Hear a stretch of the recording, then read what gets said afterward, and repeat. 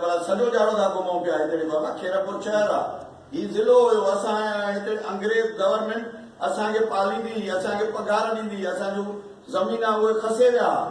असां अंग्रेजनि जी मुखालफ़त कई आहे हमारी असां हिन खेरपुर में हर महीने में अचे पघार वठंदा हुआसीं डीसी वटि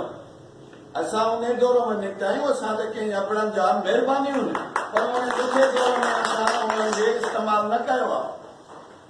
असां अलाह खां शइ घुरी आहे उहो ॾे थो मालिक सभु शइ कंहिं बि ॾाढे खां असां न घुरायूं अख में मिलाए ॻाल्हाईंदासीं आङुर खणंदो असां ॿ आङुरियूं खणंदा आहियूं मां इहो वॾे वार थो चवां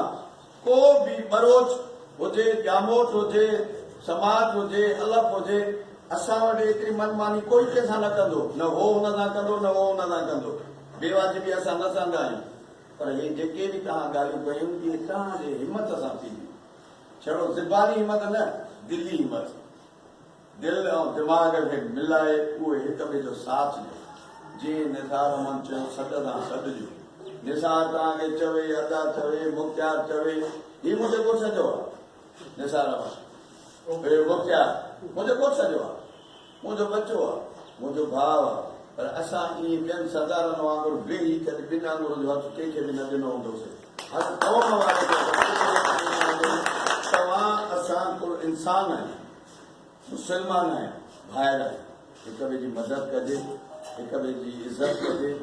हे जेको बि आहे इहो रंज रस्म पंहिंजे घर में बि हलंदो आहे पर हे जेको बि हिकिड़ो सिस्टम हिननि शुरू कयो आहे मां त पंहिंजो वाइदो वरितो अथव मां खां मां तव्हां हर जाइ ते वेंदुमि मां तव्हां सां बि वाइदो जिते सॾु कंदव मां उते ईंदुसि पर जेतिरी तव्हां असांजा हथ मज़बूत कंदव त अञा बि असां अॻिते सुरंदासीं न वधीक मदद करे सघंदासीं हथ मज़बूत न हूंदा हथ में कुझु न हूंदो त पोइ माण्हू चओ ज़बानी ॻाल्हाईंदो